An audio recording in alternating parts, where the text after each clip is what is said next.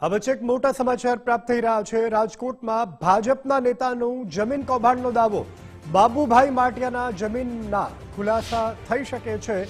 રાજકોટ ભાજપના બક્ષીપંચના પ્રમુખ છે બાબુભાઈ।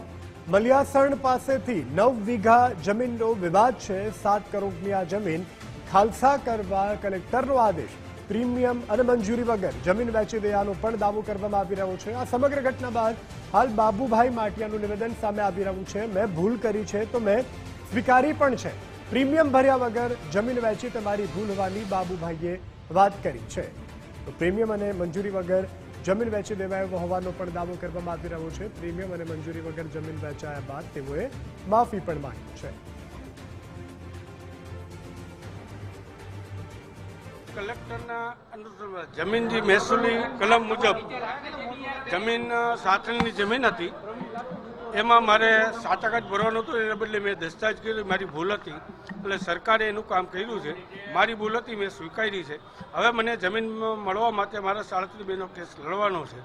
37(2) કેસમાં જે સરકાર હુકમ કરશે એ મને શિરોમાન્ય છે।